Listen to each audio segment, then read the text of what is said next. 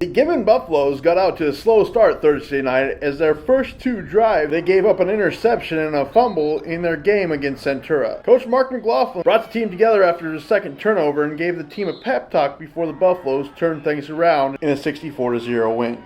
Friendly reminded them that you got to play 48 minutes. Regardless of who you're playing, you can't show up and just assume that somebody's going to lay over for you. And Coach Baker did a great job. They came out in a cover 2, which we didn't expect. We threw the early interception, and that hurt. And then we fumbled on our second drive, and that's not what we've done all year. We've protected the ball all year, so we called a timeout and rattled their cages a little bit, and they responded.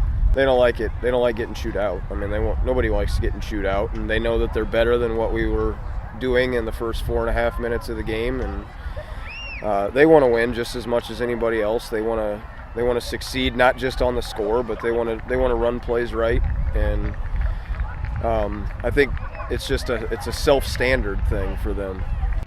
Gibbon was led in rushing by running back Tanner Gideon, who had 111 yards on 8 carries with 2 touchdowns. Gideon also added an interception return for a touchdown. McLaughlin said Gideon's dedication to the sport is what has got him into the end zone so frequently this season. The stat of the day, it's not going to be in the newspaper or anything. In the last 7 days, I love Huddle for this reason. In the last 7 days, Tanner Gideon's watched 8 hours and 27 minutes of film.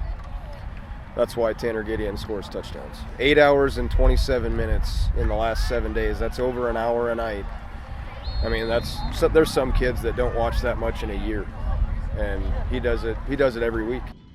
The win makes the Buffaloes 6-0 on the season and marks their 3rd shutout. The team has given up a total of 28 points defensively on the season. McLaughlin said there are a lot of factors that go on in the team playing well on defense. I think it's a lot that goes into that. Number one is our offense gets an early lead, and that kind of, some teams collapse offensively. They kind of get one-dimensional and think they got to catch up really fast. And that helps us. If we know they're going to pass, or we know we can take away a certain aspect of their offense, that makes it easier. Equally as important is I think they're pretty physical up front. Our front 6, the interior 4 linemen and the 2 linebackers are pretty physical. And then in the back 5, we have some speed back there, so we can kind of compensate for any mistake that occurs in the front 6. We might be able to run it down before a team gets into the end zone. I think the combination of those things really help us out. The Buffaloes only had 1 penalty on the night. Last week we didn't have very many penalties either, and that's great, but do something once, great. Do something twice, it's a coincidence. 3 times is a habit. So we'll see if maybe next week against Arcadia Loop City, that'll be the telltale. If we can stay penalty-free or relatively penalty-free, then maybe we've gone somewhere. But right now, we've still got work to do in that area.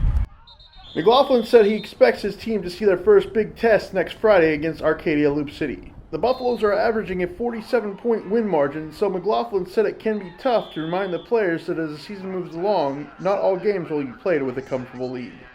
It's tough because, you talk about being battle-tested. Like tomorrow night, Oakland Craig's playing Stanton, and Battle Creek's playing Hartington Cedar Catholic, and Doniphan Trumbull is playing Sutton, and our game like that is next week. It's next Friday.